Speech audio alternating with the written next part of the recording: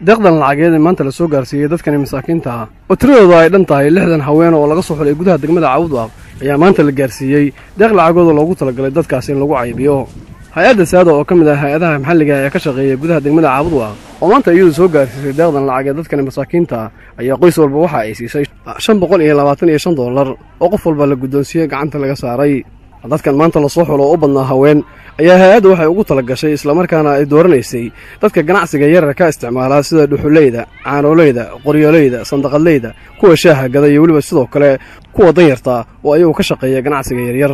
waxaana maanta la guddoonsiiyay haweenkii qof walba $525 iyadoo aysan deyn ku ahayn sida ay sheegtay hay'addu waxaana arrintaas faahfaahiyo ka hadlay Saciid Qodax oo kamid ah wakiilada hay'addan saada oo ka shaqeeya isla markaana u fadhiya degmada Caawdwaaq horeba loo sheegay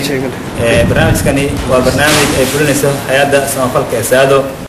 ka wakiil tahay hay'adda loo yaqaan Oxfam Nobel iyadana aad baan ugu mahadcelinaynaa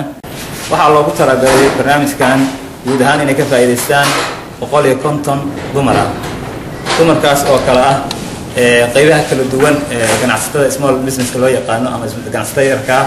sida dadka dhuxusha gada dadka qoryaha gada dadka hilibleyda dadka caanoleyda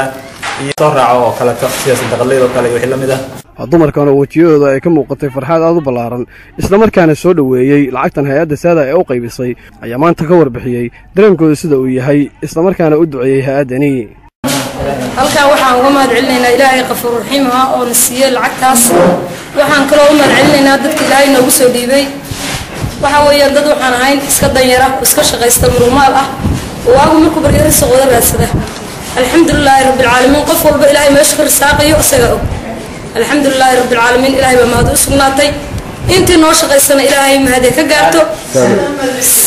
hay'adda saado ayaan aad mahad ugu celinaynaa ha noo jirto ha noo joogto ha noo waarto maahan markii ugu horeysay ee hay'addan saado oo kamid ah hay'adaha ka howlgala gudaha degmada Caawdwaaq isla markaana taakuleeya dadkan masaakiinta ee gaarsiisay lacagtani waxaana sidoo kale deeqdan iyo lacagahan ay qaybinaysa hay'addan saado ay ugu talagashay deegaanada ka tirsan gobolka Galgaduud oo ay kamid yihiin degmooyinka Xiraale, Balanballe iyo sidoo kale Gurceel waxaana sidoo kale wakiilada hay'addu ay sheegeen in lacag la mid ah midan maanta ay qaybinayaan ay gaarsiiyeen deegaanadaasi iyagoo ugu talagalay dadka danyarta ee masaakiinta in ay u isticmaalaan ganacsigooda si loo kobciyo kor loogu qaado waxaana gebi ahaanba marka la isku daro lacagta hay'addu ay qaybinaysa ay sheegeen in ay kor u dhaafayso ilaa $170,000 oo ay ugu talagashay hay'addu in lagu caawiyo shacabka ku dhaqan deegaanada ay lacagaha ka qaybinayso Mahad Xasan Diini